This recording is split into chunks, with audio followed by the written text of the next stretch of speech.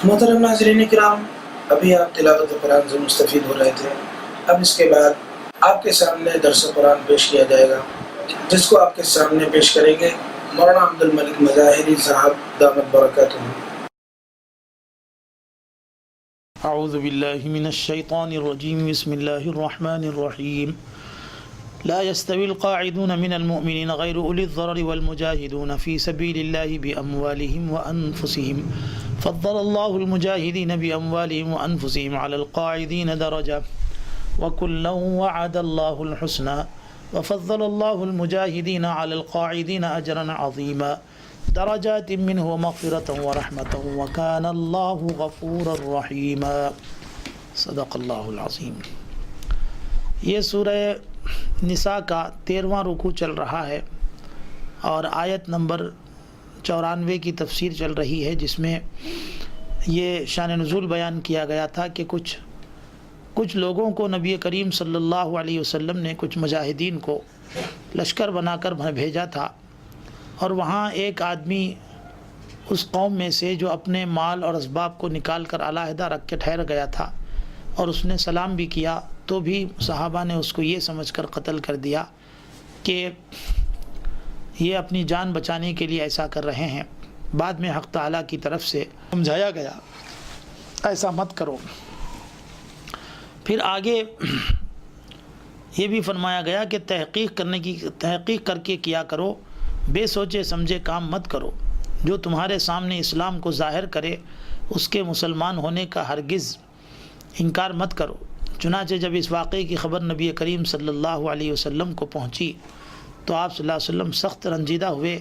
اور اس قتل کا خوب بہا دلایا، جس میں اللہ تعالیٰ کی طرف سے یہ سمجھایا گیا کہ تم مسلمان دنیاوی زندگی کی سامان کی خواہش کرتے ہو، کیونکہ اللہ تعالیٰ کے پاس تو بہت سا مال غنیمت ہے، اور تم بھی پہلے ہی ایسے تھے۔ پھر اللہ تعالیٰ نے تم پر کلمے کا احسان کیا،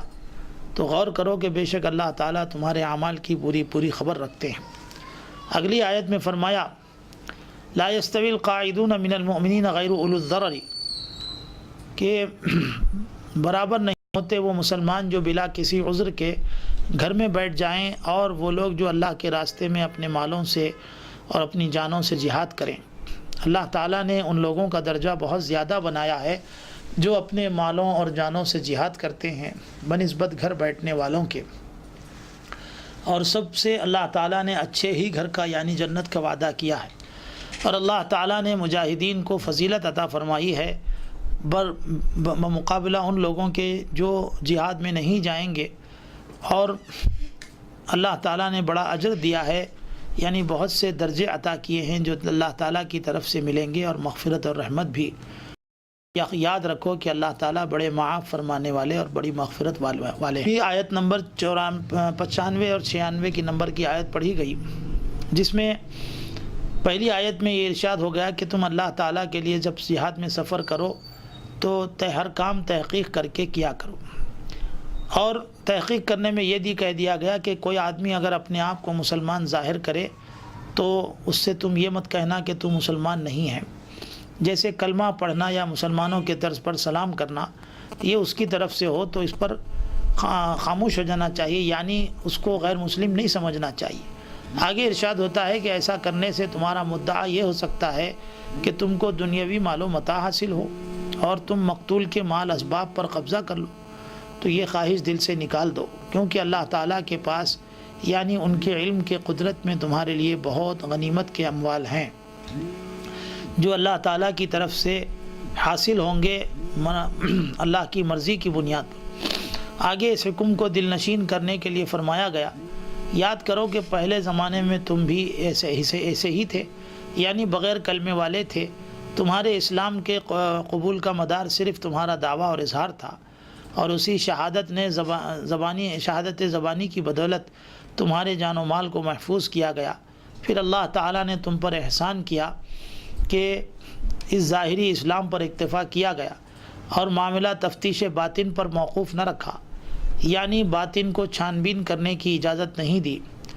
لہذا تم کو بھی غور اور چھان بین کر لینی چاہیے کہ کوئی مسلمان تمہارے ہاتھ سے قتل نہ ہو جائے۔ بے شک اللہ تعالیٰ کو تمہارے تمام اعمال کی خبر ہے۔ یہاں اس آیت کے پہلے جملے میں ایک ہدایت اور عام تعلیم یہ دی گئی کہ مسلمان کا کوئی کام بغیر تحقیق کے محض گمان و خیال پر نہ ہو، ہر کام تحقیق کے ساتھ ہو۔ محض خیال اور گمان پر کام کرنے سے بسا اوقات غلطی ہو جاتی ہے، اور یہاں آیت میں جو سفر کی قید ذکر کی گئی ہے وہ اس وجہ سے ہے کہ عموماً ایسے واقعات سفر میں ہی پیش آتے ہیں، ورنہ اصل حکم عام ہے چاہے سفر میں ہو یا حضر میں ہو، بغیر تحقیق کے کسی عمل پر اقدام کرنا جائز نہیں ہے۔ اسی ہدایت پر نبی کریم صلی اللہ علیہ وسلم نے ایک حدیث میں اس طرح ارشاد فرمایا کہ سوچ سمجھ کر کام کرنا یہ اللہ تعالیٰ کی طرف سے ہوتا ہے، اور جلد بازی شیطان کی طرف سے۔ دوسری بات، یہاں آیت میں یہ تعلیم فرمائی گئی کہ جو شخص اپنا مسلمان ہونا ظاہر کرے تو مسلمانوں پر لازم ہے کہ اس کو مسلمان سمجھیں اور اس کے ساتھ مسلمانوں کا سا معاملہ بھی کریں۔ جہاد کی تاکید کے سلسلے میں بھی آگے فرمایا گیا لا یستوی القاعدون۔ اب اس حکم سے صاف باطن لوگوں کو خیال ہو سکتا تھا کہ جہاد میں چونکہ قتل مومن کا اندیشہ ہے کہ کوئی مسلمان بھی کفار کی بھیڑ میں اور کسی طرح مسلمانوں کے ہاتھوں سے قتل ہو جائے تو بہتر یہی ہے کہ جہاد میں شرکت ہی نہ کی جائے، گھر میں ہی بیٹھ کر عبادت و ریاضت میں مشغول ہو جائیں۔ اس خیال کو دور کرنے اور مجاہدین کی فضیلت کا اظہار کرنے کے لیے اگلی آیتوں کا نزول ہوا، جس میں یہ بتلایا گیا کہ سب مسلمانوں میں جہاد کرنے والوں کے بڑے درجے ہیں، اور جہاد کرنے والوں کو اللہ تعالیٰ کی طرف سے کیا ملنے والا ہے اس آیت میں اس کی وضاحت کی گئی۔ اور جو جہاد نہیں کرنے والوں کے مقامات ہوں گے اگرچہ جنتی وہ بھی ہوں گے، اور جہاد کے علاوہ دوسرے دینی ضرورتوں میں مشغول ہیں، تو اس سے یہ معلوم ہوا کہ جہاد فرض کفایہ ہے، فرض عین نہیں ہے۔ یعنی اگر مسلمان کافی مقدار اور ضرورت کے موافق جماعت مسلمانوں کی جہاد کرتی رہے تو جہاد نہ کرنے والوں پر گناہ نہیں، ورنہ پھر باقی سب کے سب گنہگار ہوں گے اگر جہاد فرض عین کی شکل ہو جائے۔ چنانچہ آگے کی آیت میں لا یستوی القاعدون من المؤمنین غیر اولی الضرر میں فرمایا گیا کہ ثواب میں برابر نہیں ہیں وہ مسلمان جو بلا کسی عذر کے گھر میں بیٹھے رہیں، یعنی جہاد میں نہ جائیں، اور وہ لوگ جو اللہ کی راہ میں اپنے مالوں اور جانوں سے جہاد کریں۔ تو اللہ تعالیٰ نے ایسے لوگوں کا درجہ بہت زیادہ بنا رکھا ہے جو اپنے مال اور جانوں سے جہاد کرتے ہیں بنسبت گھر میں بیٹھنے والوں کے، اور یہ فرض عین نہ ہونے کی وجہ سے گناہ ان بیٹھنے والوں پر بھی نہیں ہوگا، بلکہ ایمان اور دوسرے فرائض عین بجا لانے کے سبب سے مجاہدین سے بھی اور قائدین سے بھی اللہ تعالیٰ نے اچھے گھروں یعنی جنت کا وعدہ کیا ہے آخرت میں۔ البتہ مجاہدین کو اللہ تعالیٰ نے گھر میں بیٹھنے والوں کے مقابلے میں بڑا اجر دیا ہے، جس کی تفصیل یہ ہے کہ اولاً تو خدا تعالیٰ کی طرف سے مجاہدین کے بہت سے درجات جنت میں حاصل ہوں گے، دوسرے مغفرت الہی ان کے لیے شامل حال ہوگی، تیسرے یہ کہ رحمت الہی ان کو ڈھانک لے گی۔ آخر میں ارشاد فرمایا وَكَانَ اللَّهُ غَفُورًا رَحِيمًا، اللہ غفور بھی ہیں رحیم بھی ہیں، بہت معاف فرمانے والے ہیں اور بہت رحم کرنے والے، کہ جہاد کرنے والوں کے بارے میں اجر عظیم اور مغفرت کا جو وعدہ ہے وہ ضرور پورا فرمائیں گے۔ یا یہ کہ مجاہد کے ہاتھ سے نادانستگی میں اگر کوئی ایسی غلطی ہو جائے تو امید ہے کہ حق تعالیٰ معاف فرما دیں گے، لہٰذا اس اندیشے سے جہاد سے رکنا اچھا نہیں۔ معذوروں کے لیے ضرور رخصت دی گئی ہے، چنانچہ بخاری شریف میں یہ ہے کہ جب اس آیت کی ابتدائی الفاظ نازل ہوئے تو فرمایا لا یستوی القاعدون من المؤمنین، تو آپ صلی اللہ علیہ وسلم نے حضرت زید کو بلا کر کہ ان سے جو لکھوا رہے تھے، حضرت عبداللہ ابن ام مکتوم جو نابینا صحابی تھے وہ آئے اور کہنے لگے یا رسول اللہ میں تو نابینا ہوں، کس طرح جہاد میں شریک ہو سکتا ہوں؟ اس پر الفاظ غیر اولی الضرری نازل ہوئی، یعنی مجاہدین کو جن میں بیٹھ رہنے والوں کو فضیلت دی گئی وہ ہیں اور جو صحت اور تندرستی والے ہوں۔ بس ابتداءً تو مجاہدین کو بیٹھ رہنے والوں پر مطلقاً فضیلت تھی، لیکن بعد میں جب ان الفاظ یعنی غیر اولی الضرری کا اضافہ نازل ہوا تو اس کی وجہ سے ان لوگوں کو جو معذور ہوں عام بیٹھنے والوں کے مقابلے میں مستثنیٰ کر دیا، جیسے اندھے، لنگڑے، لولے اور بیمار، اور یہ اپنی نیتوں اور ارادوں کے مطابق مجاہدین ہی کے درجے میں ہوں گے۔ بس مجاہدین کی یہاں جو فضیلت بیان کی گئی ہے وہ ان لوگوں پر ہے جو بغیر کسی عذر کے جہاد میں شامل نہ ہوں۔ یقیناً اس معاملے میں ہم کو بھی اللہ سے دعا مانگنی چاہیے کہ جب کہیں دین کی سربلندی کے معاملے میں اور اللہ تعالیٰ کے کلام کے اور اللہ تعالیٰ کے کام کے سلسلے میں آگے بڑھنے کی ضرورت پیش آئے تو اس کو بھی جہاد سے تعبیر کیا جاتا ہے، اور دعا یہ کرنی ہے کہ اللہ تعالیٰ ایسے جہاد کا ہم کو بھی توفیق عطا فرمائے۔ پھر آگے کی جو آیت ہے ان الذین توفاہم الملائکۃ ظالمی انفسہم قالوا فیما کنتم قالوا کنا مستضعفین فی الارض قالوا الم تکن ارض اللہ واسعۃ فتہاجروا فیہا فاولئک مأواہم جہنم وساءت مصیرا،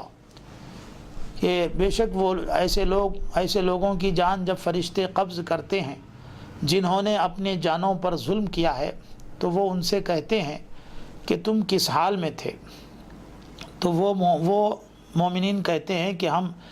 زمین میں محض مغلوب حیثیت میں تھے، تو وہ کہتے ہیں کہ کیا اللہ تعالیٰ نے تمہارے لیے زمین کو وسیع نہیں کیا تھا کہ تم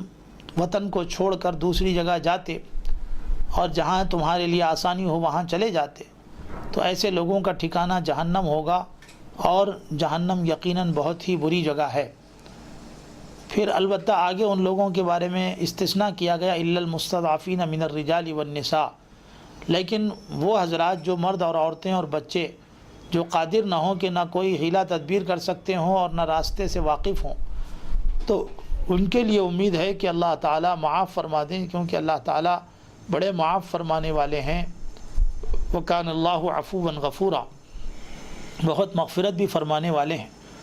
ومن یہاجر فی سبیل اللہ، یاد رکھو کہ جو اللہ کے راستے میں جہاد کا ہجرت کرے گا تو اس کو روئے زمین پر جانے کی بہت جگہ ملے گی اور بہت گنجائش بھی ملے گی، اور جو شخص اپنے گھر سے اس نیت سے نکل کھڑا ہو کہ اللہ اور اس کے رسول کی طرف ہجرت کروں گا، پھر اس کو موت آ پکڑے تو تب بھی اس کا ثواب اس کو ثابت ہو گیا اور اللہ تعالیٰ کے ذمہ واجب ہو گیا، اور اللہ تعالیٰ بڑے ہی معاف فرمانے والے ہیں اور رحم فرمانے والے ہیں۔ یہ 14ویں رکوع کی آیتیں یہاں سے شروع ہوئی ہیں، اور یہ 14واں رکوع شان نزول کے اعتبار سے ابتداء اسلام میں چونکہ ہجرت کرنا فرض قرار دیا گیا تھا، اور اس وقت ہجرت کا وہی حکم تھا جو اس وقت اقرار یا شہادتین کا ہے، یعنی گواہی دینا اللہ تعالیٰ کے نام سے کلمہ پڑھ کر فرض جیسا فرض ہے، ویسا ہی ہجرت کرنا بھی اس زمانے میں فرض تھا۔ فتح مکہ کے بعد ہجرت کرنے کی فرضیت منسوخ کر دی گئی۔ اس پورے رکوع میں یہاں ہجرت کا ذکر ہے، اور اسی فرض کے چھوڑنے پر وعید اور سزا کا بیان ہے، اور ہجرت کے فضائل اور برکات اور دیگر احکام کا بیان ہے۔ نبی کریم صلی اللہ علیہ وسلم نے جب کفار مکہ کے ظلم و ستم سے تنگ آ کر اللہ تعالیٰ کی اجازت سے مکے سے مدینہ کی طرف ہجرت فرمائی تاکہ آزادی سے اللہ تعالیٰ کی عبادت کی جا سکے، تو کچھ لوگ مکے میں ایسے بھی تھے جو اپنے آپ کو مسلمان کہتے تھے اور مکے میں مشرکوں کے ساتھ رہے اور ہجرت نہ کی۔ تو ہجرت نہ کرنے والوں کے مسلمانوں کے اس وقت 3 قسم کے گروہ تھے۔ ان 3 گروہوں کے بارے میں یہاں وضاحت آئی۔ ایک گروہ وہ ہے جن کا مال اور متاع اور گھر کا کاروبار اور جائیداد وغیرہ مکے میں تھی اور چھوڑ کر وہ نہیں جا سکے۔ دوسرا گروہ وہ تھا جو راستے کے مصیبتوں سے خوفزدہ تھے اور ان کو یہ خطرہ تھا کہ کہیں دشمن راستے میں حملہ کر کے مار نہ ڈالے۔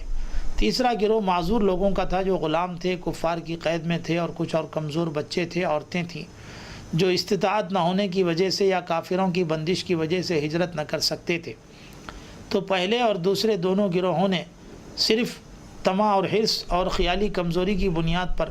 باوجود طاقت اور استطاعت کے ہجرت نہیں کی تھی، مکے میں رہ پڑے تھے، حالانکہ ایسے دینی فرائض اور اسلامی احکام مکے کے اندر کافروں کے خوف سے اچھی طرح سے ادا نہیں کیے جا سکتے تھے، اور کافروں کے ساتھ رہنے کی وجہ سے مشرکوں میں شامل ہو جانا پڑتا تھا اور مسلمانوں سے لڑنے کے لیے جانا پڑا۔ جب غزوہ بدر کا واقعہ ہوا تو کفار مکہ نے اپنی جمعیت بڑھانے کی غرض سے ایسے لوگوں کو بھی اپنے ساتھ لے لیا، چونکہ ان کا ایمان چھپا ہوا تھا یا کافروں کا خوف تھا، اسی لیے بادل ناخواستہ ان کو جانا پڑا۔ یہ نتیجہ یہ ہوا کہ کچھ تو مسلمانوں کے ہاتھوں گرفتار ہوئے جیسے حضرت عباس اور کچھ اہل اسلام صحابہ کرام کے ہاتھوں مارے گئے۔ انہی مارے جانے والوں کے متعلق پہلی آیت یہ نازل ہوئی، آگے اس کی وضاحت اور آ رہی ہے۔